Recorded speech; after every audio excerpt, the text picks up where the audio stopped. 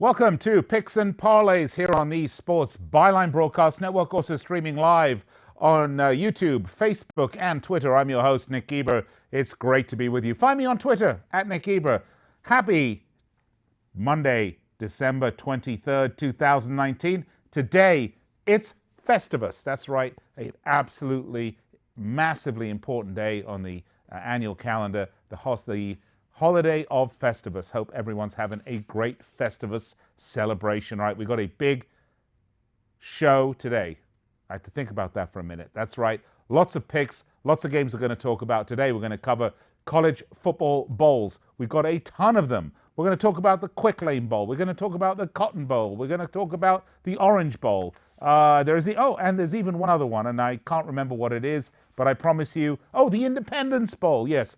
And the Military Bowl. No life would be complete without them. We're going to talk NBA basketball, of course, as well, and NFL football. We're going to do our opening line report for Week 17. That's what we got on the table today here on Picks and Parlays. Look, we have lots of picks on our website, picksandparlays.net, and right now we have a very special offer for you. Use code BOWL, 15% off anything you put in the basket. That's right, 15% off anything you put in the basket. And we also have a bowl special now until Friday because, of course, we have now started to get into the bowl seasons. Here's how this works. You can get all the picks, that's every pick for the bowl games, that any of our handicappers pick. So let's you say, I want to get Sean Higgs bowl picks. Well, that's $1.99, and you can have every one of Sean Higgs bowl picks. But if you want, say, Sean Higgs and Tony Tellez, or Sean Higgs and Craig Trapp, that's only $2.99. You get all their bowl picks. That's good until Friday. Hope you will take advantage of that offer. You certainly should avail yourself of it immediately. That's right. You heard me. Immediately. All right. Lots of picks. Again, if you miss any part of this show, you can find it replayed on YouTube, Facebook, Twitter, or our podcast network, the Believe Podcast Network, BLEAV. You'll find this show up on the network pretty much as soon as the show is over. And again, every Monday through Friday, we're here, 4 p.m. Eastern, 1 p.m. Pacific on the Sports Byline Broadcast Network. And we also stream live throughout the day. Okay, going to step aside, take a break, get ready with my next guest, Craig El Guapo Trapp. We're going to give you some NFL opening line reports, and we're going to chuck in a little bowl action. We'll talk about the Quick Lane Bowl as well. Be right back after this.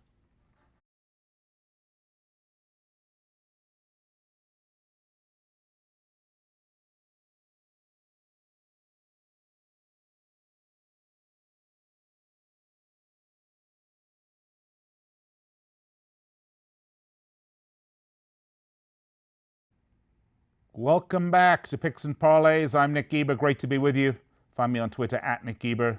We're streaming live on YouTube, Facebook, Twitter, also broadcasting live on the Sports Byline Broadcast Network and the American Forces Network and iHeartRadio and TuneIn. We're everywhere you want to be. Well, I promised you we would get to some opening lines for the NFL for Week 17. So let's take a first look. Let's look ahead at Week 17 opening lines. Let's bring in our good friend, the El Jefe and El Guapo, all in one, Craig Trapp. Craig, welcome to the show. Hey, how are you doing? It's an exciting time of the year, of course. Holiday season, Christmas this week, and also NFL Week 17. Last week, everybody trying to fight for those playoff spots or fight for draft position. Yeah. If you're like my Bengals, securing the number one overall pick, by the way, with that overtime loss this past week to the lowly Miami Dolphins. Something smells bad in here. Well, there must be the Bengals. But Craig, Week 17, it can be a tough week because you have to understand the motivations of what the teams are playing for in Week 17 so that it's not quite as volatile as a betting week as it should be. For example, and I know this is a game that you've picked on here, why don't we talk about this? Let's kick it off with this one. But it's a great example. The Steelers and the Ravens. The Steelers need this win. And the Ravens just don't. The Ravens have said they're going to essentially field a practice squad. What does that do to the line, Craig? Well, this definitely came down from what it would be. If Baltimore somehow would have lost this past week in Cleveland, I think that you would see this line be much lower. Well, one, the Browns would be still in the playoff hunt, which they were eliminated with the loss. And then Pittsburgh, but Pittsburgh needs help. Pittsburgh needs the Titans to lose. If the Titans win, the Titans will secure the last playoff spot in the AFC. So This one really has a lot more to do with that. I just think you get to this point of the season, you have to be careful. Sometimes even these teams that play these, that play a bunch of backups, play the backup quarterback and everything, they still win in week 17. And we've seen it too often. You can't just chuck all your money in on a team just because the backups are playing. Oh, absolutely, Craig. We have to be smart. Let's start, shall we, though? Titans at Texans. Tennessee, 4.5-point road favorites, total of 48 points. What's up with this one? Well, this is the key game. This is the everything kind of hinges on this in the AFC because this is the last team fighting for a playoff spot. Right now, Tennessee holds that last playoff spot. They need to win this one, so thus they are the favorite. This line would have been much lower if it was at Houston and Houston had something to play for, which they don't. You would see Houston probably favored by 3 or 4 themselves. So we've seen a reverse line movement for a reason here. All right, next up we've got we've got the Steelers at Ravens. We just spoke about that one. The Steelers, it's the Ravens 2.5-point road, 2.5-point home favorites, total 40.5. But we did just discuss that one. Should we move to the next one?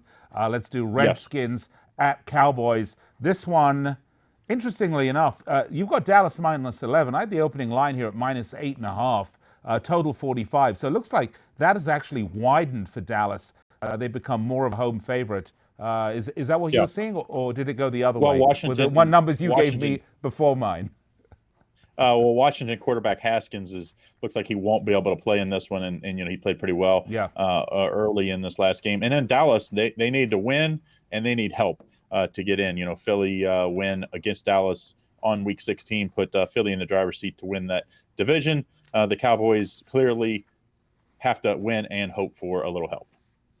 Well, one that we've got the same number on, though, here is the Eagles at the Giants. Again, Philadelphia road favorites, 4.5-point road favorites with a total of 45.5. Are we expecting any movement there?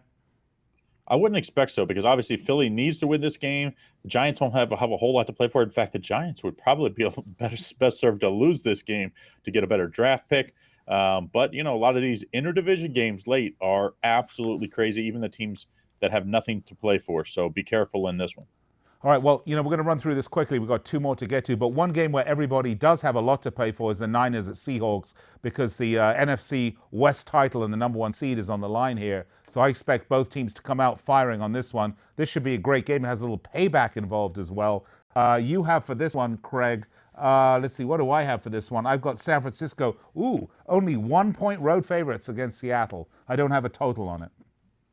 I actually see the line anywhere from 1 to 3. They're all over the place with 49ers being favored and a total of 47.5. I think this was going to be an interesting game. Seahawks did not play well this past week, lost at home to a lowly Arizona team. So I think you could see a bounce back spot. San Francisco, of course, big win on Saturday, big come from behind win. So interesting, important game for both of these teams. Both of the teams are going to be in no matter what, though. So don't worry.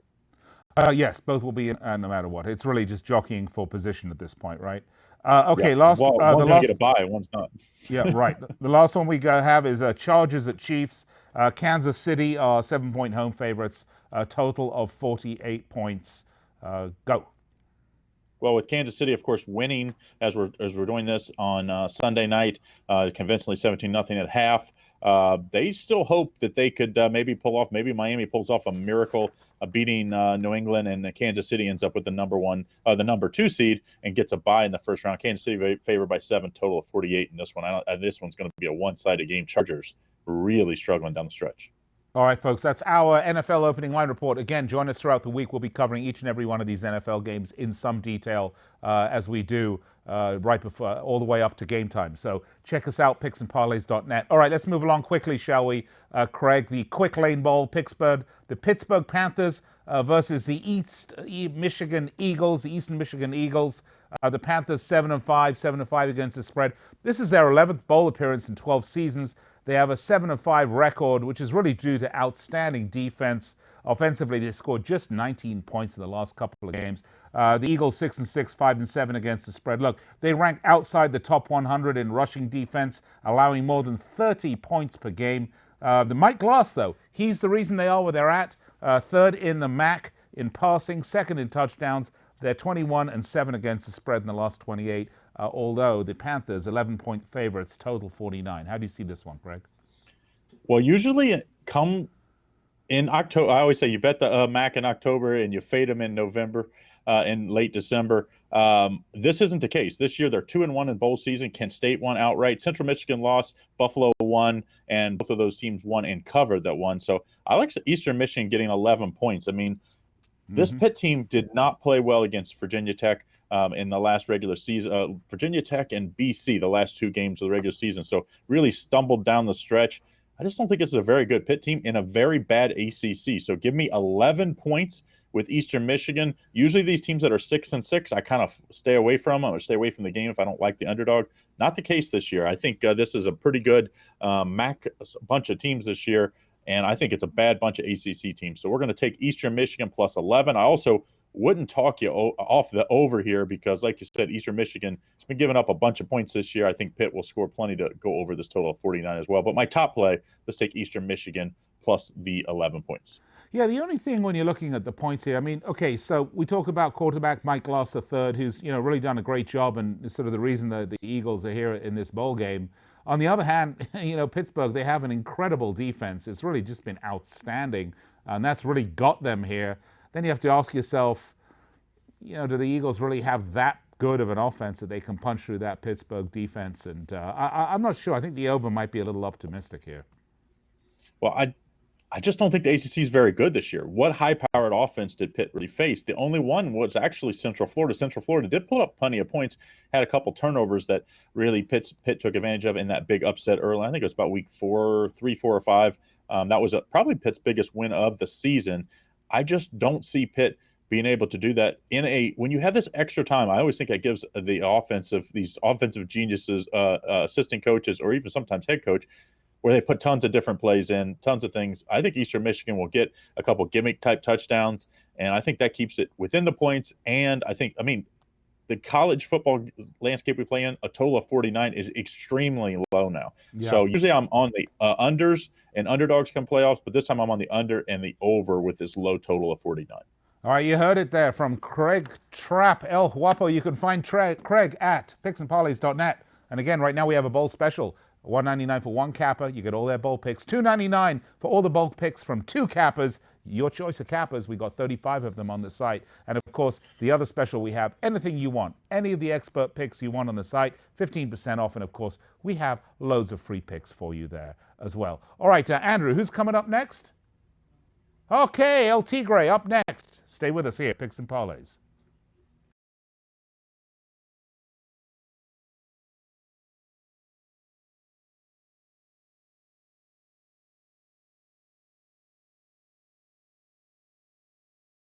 $12-24. Hey, welcome back.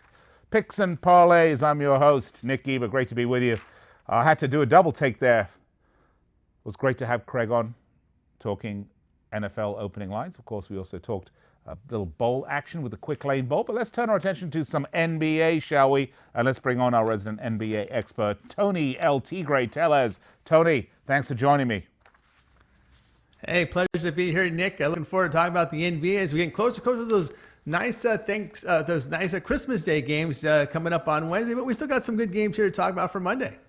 Right. Now, just a reminder, a little programming note for all of our listeners and viewers out there. Never fear. We're here with you literally every day this week, Christmas included, bringing you the picks right here, Picks and Parlays. We're the hardest working people in the business. Trust me on that. And we don't get double or triple overtime for holiday work. We just do it anyway. You know why? Because we love it. All right, Tony, let's get to it. As it should be. As it should be. Right, well said, sir. All right, let's start. Houston Rockets at the Sacramento Kings. The Rockets 20-9, 14-15 against the spread. On a 3-game winner right now with victories over the Spurs, Clips, and the Suns. They're 10-5 straight up, 8-7 against the spread on the road. They're 4-1 against the spread in the last 5 versus the Kings. And the Kings, well, they're 12-17, 16-13 against the spread. They've lost the last 3 in a row. 4 of 6 straight up in the last 10. 6 of 6 and 5 straight up. 5-6 against the spread at home. Bogdanovich, not likely to play. Total has gone under in 13 of the last 20 for the Kings. Look, Kings are in a bit of trouble right now. I think that's the only way you can really look at it. And of course, the Rockets road favorites here at 5.5 points, total 228. How do you see this one, T. Gray? Yeah, I'm going to go ahead and go over the total with Houston and Sacramento, over 228. You know, the Rockets have played 2 straight overs on this trip, put 122 on the Clippers, a pretty good defensive team, 139 on Phoenix. So right now they're rolling. You look at their past 5 games, hitting nearly 49%, over 38% from 3. And they're not defending as well, just giving up nearly 47% themselves. Second best in NBA offensive efficiency. Their offense still putting up 115 points per 100 possessions. But one thing to note here, Houston plays at the 3rd fastest pace. Now, Sacramento is back at home. I know you mentioned those under trends with Sacramento, but remember, De'Aaron Fox and Marvin Bagley were injured. Now the team is healthy. They're coming back from the road. Now they're coming home to showcase their talent. They'll play with a little bit more energy. They'll play with a little bit more pace. They got a dance partner here in Houston who likes to run and gun. So I think you're going to see a little faster pace here with Fox and Bagley back healthy in the lineup here for Sacramento. So I like this game, Nick, to go over total of 228. I think that's a reasonable analysis of it, Tony. I think you're right. I think it is. I think the Kings, they've been, hamstrung was a bad word to use, but with injuries, and I think they are ready. And they do have the core of a great team there. It's been an unfortunate start to the season. I'm with you on that one. I like the over as well. So let's move along, shall we? We were going to do Nuggets at Suns, but apparently we've decided not to do that one. So we'll move along. Jazz at Heat. Let's do that one, shall we? The Utah Jazz, 18-11, 11-17-1 against the spread. They're on a 5-game winner as well, with Charlotte as the last victim. They're 7-8 straight up, 5-9. 5-9-1 against the spread away from home. Mike Conley still out indefinitely. The total's gone over, though, for Utah in 4 of the last 5. And as for the Miami Heat, wow, 21-8. They're having a great season so far. 18-9-2. As I said, they've also had a nice couple of wins, like beating Philly, beating New York. They're 12-1 straight up, 10-2-1 against the spread at home. Just with Justice Winslow is out for this game, though. They've gone over in all 7 of the last 7 games. And so we have to look at the totals on this one. Miami are the 4-point home favorites, 212. Do you like the over on this one, Tony?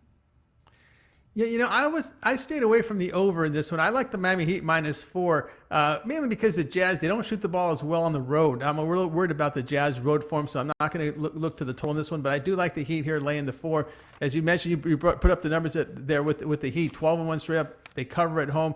And you look at their production at home, averaging nearly 119 points, 50% shooting, 41% from 3. Those are awesome numbers. Now, Winslow's out, but he's been out for a while, and the Heat just keep winning. When you look at the Jazz, they failed to cover 9 of 15 on the road, while the Heat have covered 11-13 at home, and overall 5 of 6. And their top third in the NBA offensive efficiency ratings are the Heat, while the Utah, they sit in the bottom third there. But you look at the Jazz overall over their past 5 games, they've been really beating up on some bad teams. I mean, when you look at their up and down their recent schedule, you look at the road games here by the Heat, they played well. But, the Jazz, step-up games on the road, losses by 9 at Philly, 20 at Toronto, 19 at Indiana, 11 at the Clippers. This is a step-up game for them. They're going to fail here. I like to take Miami -4. Tony, does it seem to you, it certainly does to me, that, what are we, 29, 30 games into the season? We have a lot of teams with really solid records, more than I'm used to seeing. And I'm not sure if we got some really great teams. I mean, clearly we do. We have some great teams. I mean, everyone from Milwaukee to the Lakers to the Clippers, to Miami, and the list goes on. But is that a function of having great teams or having really bad teams that they play against? Because it just seems to me that we really do have a lot of teams with great records. Yeah, we do a lot. I think the bad teams you find in the East. I think when you look at in the East, you've got your top tier teams, your Phillies, your Bostons, your Torontos, your Indianas are very good, and then your Milwaukee, and then there's a big drop off after those 5 teams. Now Brooklyn Nets, one of those middling teams. Again, I would rate them probably a playoff team. Detroit probably a playoff team, but you got some teams with really bad road form like Orlando, Charlotte. Detroit, we don't know when Blake Griffin's playing. So, it just seems that some of these teams on the East are the ones that get beat up on a lot. And you can see a team like Utah piling up wins against a lot of those teams, as well as Minnesota and Golden State have been disappointments out west. All right, well, let's move along. Speaking of teams with great records, let's move along to the next one. The Raptors, they're 20-8 against the Pacers. They're 20-9. This should be a great game, by the way. The Raptors are on a 4-game winning streak. They're 8-5 straight up, 6-7 against the spread away from home. And let's have a look. They're currently sitting 4th in the East. The Pacers, Well, their 119-105 win against the Kings took their winning streak to 5. So you've got two teams on a hot streak right now, 13-3 straight up, 9-5-2 against the spread at home. Jeffrey Lamb, Demontis Sabonis, they're iffy. I think they've been iffy actually a couple of games now. The Pacers, 5.5-point favorites, 209 points total. How do you see this one? Yeah, I'm going to go ahead and take the Pacers here, minus 5.5. As you said, both teams are in back-to-backs. By the way, that Pacer game just went final, losing to Milwaukee. But I'm not going to hold that against them. Milwaukee's a great team. But one thing to note here, Indiana's played very well at home. They've won 4 straight at home. Notable wins to the Lakers and Celtics. Now, Raptors are dealing with major injuries, key personnel injuries here. Pascal Siakam, Norman Powell, Marc Gasol, they're out. And they put a lot of energy into that fourth quarter. They rallied at home to beat Dallas. They overcame a 30-point deficit in that third quarter. The starters were terrible. I mean, just completely terrible. There was no communication on defense, open layups for Dallas. Nurse was upset. He benched the starters, and then he brought in his bench. And the bench is what brought the team back. And of course, Kyle Lowry was the only starter who produced for them. But again, the bench players tend not to play as well on the road. So this is a road game for Toronto, and we saw the starters play terribly here. I'm going to look here at Indiana, the team that plays better at home. You got a Raptors team who's missing 3 key rotational players, key players there on their team. And I think it's going to impact their depth. And that huge comeback's going to take something out of them. I'm going to go ahead and take Indiana here, laying the 5.5. All right, nice. Indiana laying 5.5. Okay, let's move along. Last game, Chicago Bulls versus the Orlando Magic. The Bulls 12-19, 17-14 against the spread. Won the last 2 in a row. They did get that win, 119-107 over Washington. They're 6-9 straight up, 9-6 against the spread away from home. Otto Porter Jr. still out indefinitely. Total has gone over in 4 of the last 6. And the Magic 12-17, 11-16-2 against the spread. They're 1-6 in the last 7, includes the current 3-game loser that they're on. They're 8-6 straight up, 4-9-1 against the spread at home. Total's gone under in 14 of the last 18 games for the Magic. Magic having a lot of trouble right now. Tony, enlighten me as to what's going on with this team. Maybe they're just not very good, but they are actually the 4.5-point home favorites here with a total at 209. Yeah, I'm scratching my head on this one too. I'm going to take the Bulls here at plus 4.5. The Bulls have shown improvement. They've won 3 of their past 4. They've covered 4 straight, 7 of 8. The thing about they've covered 7 in a row as a road dog, which is pretty good. But the one thing with the Bulls is they're not the greatest shooting team. So they've listened and they're starting to play defense in that 5-game win streak, holding teams at 42% shootings. They sit in the top. They sit in the top third here in the NBA defensive efficiency ratings. Remember, this is a tough spot here for Orlando. They just came back from a West Coast trip. They look terrible in those final 3 games. They come off a 118-103 defeat at Portland. But when you look at the defensive form right now for Orlando, it's really bad. They're allowing 51% shooting. Listen to this, 46% from 3-point distance. That's terrible. They're just out of gas. They had to play that Denver, Utah in back-to-back in high elevation. Then they had Portland. Now they come home. It's always a flat spot. When you go out west, you come back home, and then you play that first home game off that road trip. You look at the Magic. They failed to cover 9 of 13 at home. I got to take the Bulls here at plus 4.5. Yeah, I think you have to take the Bulls at plus 4.5. I don't understand this line at all. I mean, because the Magic, as we said, they really are absolutely struggling. This one. Well, Nick, sometimes what they do is they look at the season-long power ratings to make the number, and they're not looking at recent form. Right now, you've got football that's really taken. If this game were played in January or February, I don't think you'd have this kind of number. Yeah, absolutely. You have to take look for me as a sports guy. I mean, I love sports of all type, but you have to look at current form because current form. Why are you looking at trends going back 4 years? You need to look at the last 5 games. How's it been? At least for me, that's the way I look at things. Always look at the last 5. How have they done? Because that's much more of an indicator of where they are as to whether they're 10-9 or 15-12 in this series going back 4 years. All right, look. We got lots of picks. Tony, LT, great. Thank you so much. Always great to have you on. You can get Tony's picks. And believe you me, you're going to like Tony's picks. He's one of our best handicappers we have on the site. Tony Tellez, we call him LT Gray. You can get his picks 15% off. Use promo code BOWL. Don't be bashful. Go over there and drop him a note too. You can find him on email over there at picksandparlays.net. We would love to hear from you. You can speak to us here on the show. All you got to do is fill out the comment section in our social media. All right, another star handicapper coming up after the break.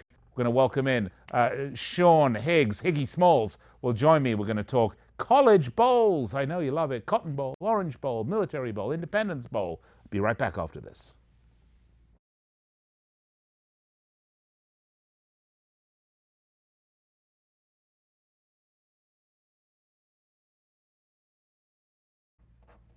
Welcome back.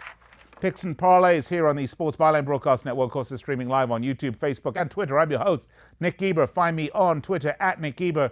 I said we're going to talk college bowls, so let's not waste a moment and let's do that. And let's bring in our star handicapper, my good friend, guy, a regular contributor to the show, Sean Higgy Smalls Higgs. Higgy, welcome. What do you say, Nick? How are you tonight?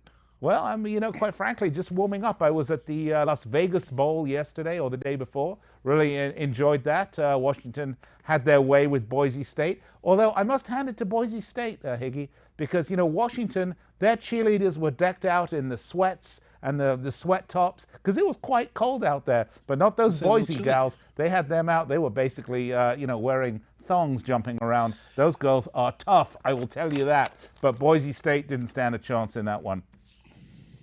Well, probably a little warmer, even though it's chilly for Vegas. But coming out of Boise, it's probably like summertime down here for you. No, it was an enjoyable game, and both the bands were good. It was good entertainment, good spectacle. Enjoyed it very much.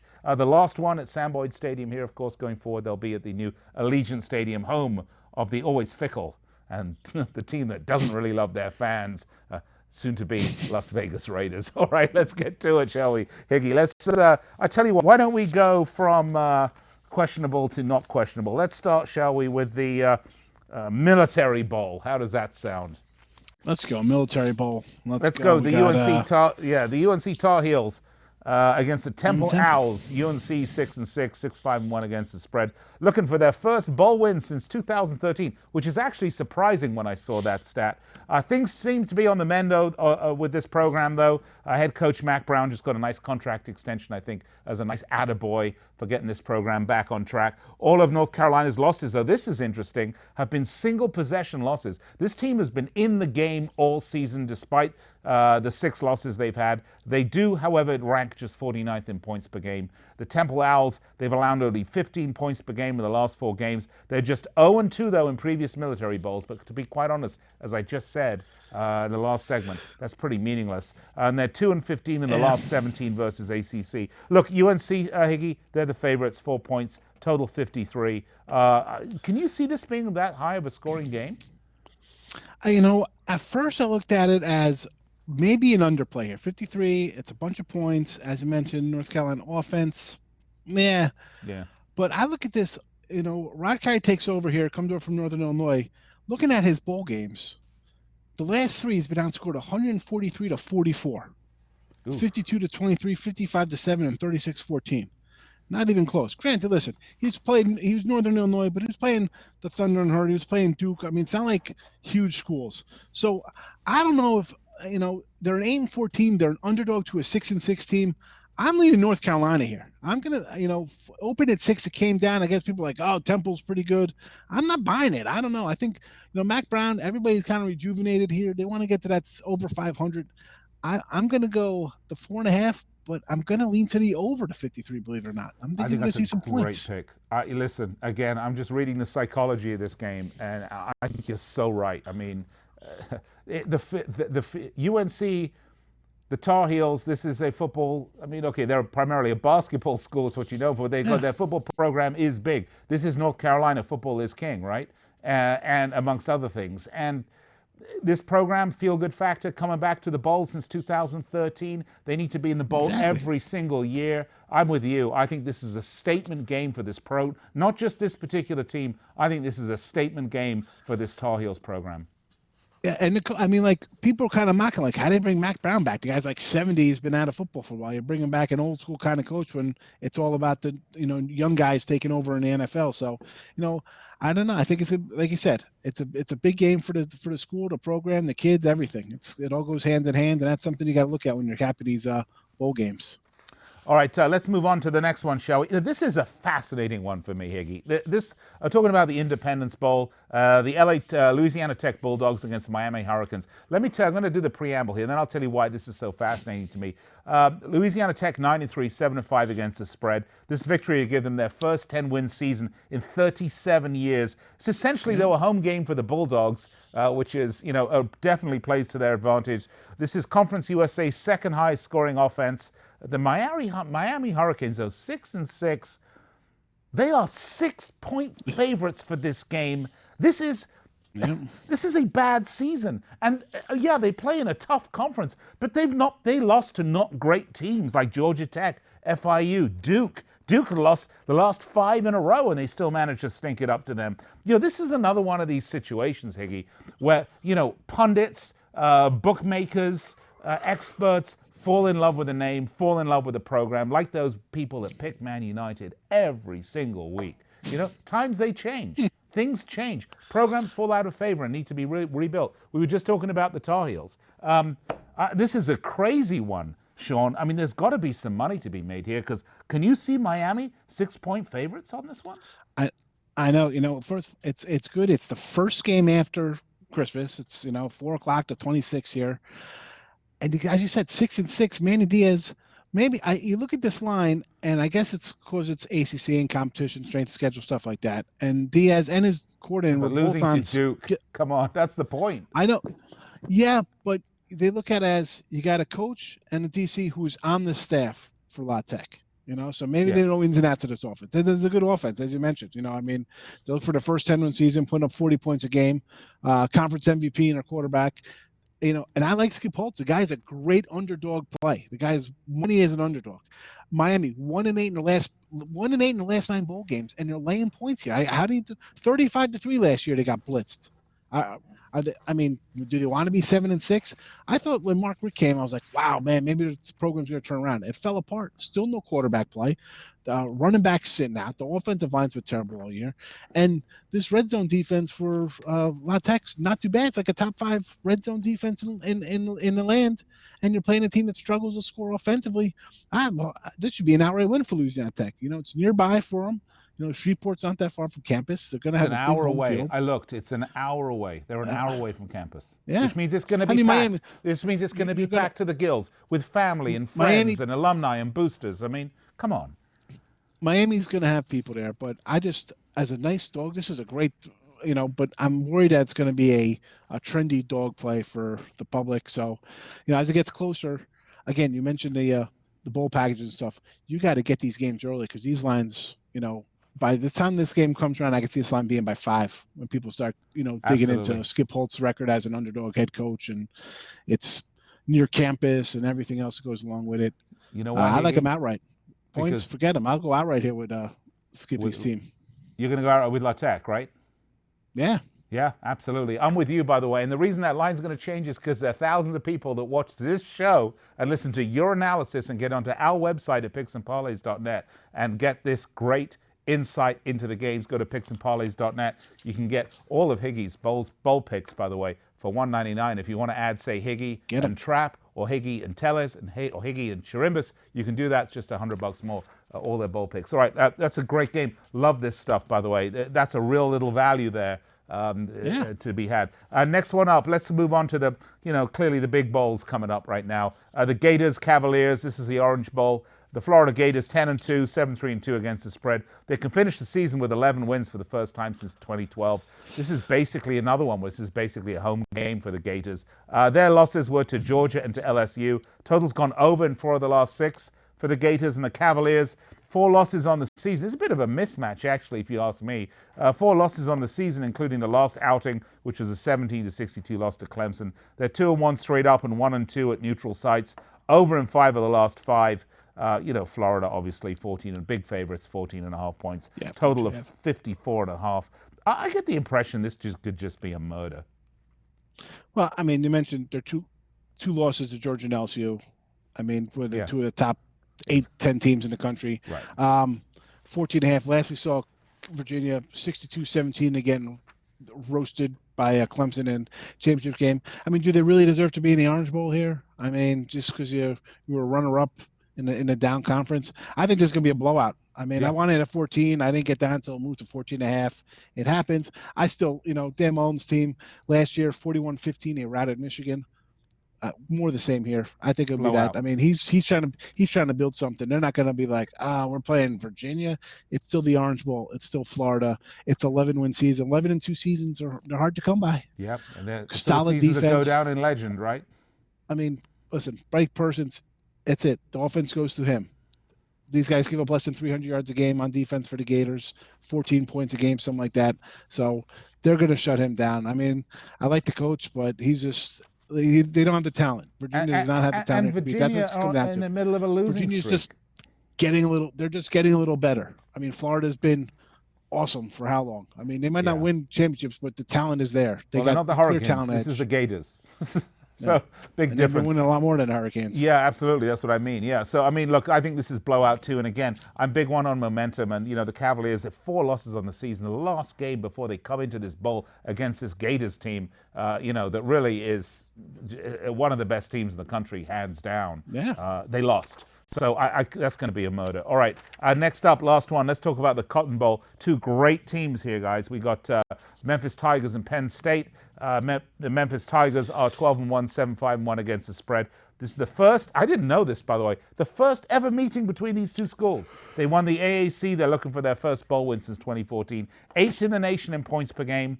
And Penn State Nittany Lions, despite being favorites and a 10-2 record, it's been a slightly underwhelming season for them, actually. They've kind of dropped it. They just haven't really performed, I think, the way people thought this club was going to team. It's not a club, it's a school. So a team was going to perform. Their losses were to Minnesota and Ohio State. They're under in 7 of the last 10. They are big favorites, so at home, 7 points. Is that doing justice to a 12-round record of the Memphis Tigers? And this is the Cotton Bowl, so they're not really at home. A total 60.5. But I don't know. Do you think Penn State's overvalued here? It's, there's a lot going into this game. As you mentioned, you get a great Memphis offense, 40 points a game against a good Penn State defense, 14 points a game. But you got coaches leaving, coordinators leaving. You got quarterback, sophomores and freshmen on Penn State. They perform well. They're better than McSorley. But I look at this, Norville's gone, and they got their offensive line coach taking over for Memphis. Now you see 12-1, you're like, that's a good team. But a lot of times you're like, well, it's not really drop off. People like, the kids are pumped up about an assistant taking over. But this team had lost both of its assistants before the season. And yet Norville still put together a 12-1 year with a great offense.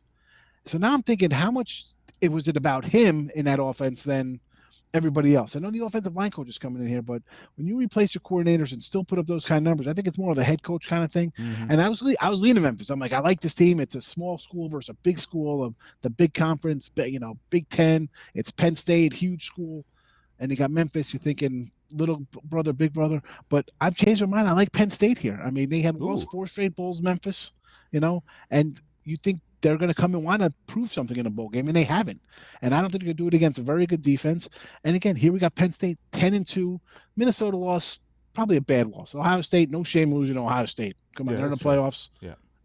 No shame there. So I'm going to lay the 7 here. I'm going to lay the 7, and the 60 looks a little high, 60.5. I'm thinking probably they'll go under that. I don't think Memphis is going to be able to move the ball at will on Penn State.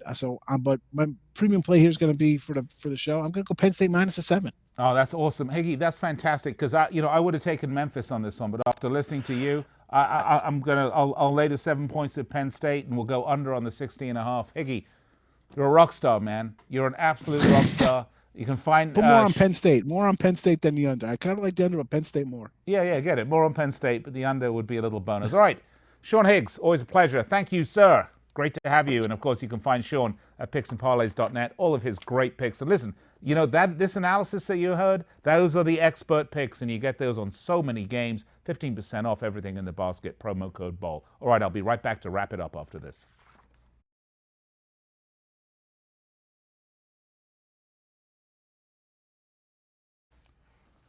Welcome back. Picks and Parlays. We've had a lot of free picks on the show for you. We've talked NBA, we've talked college bowls, we've talked NFL opening lines. Let's recap it in case you missed any of them.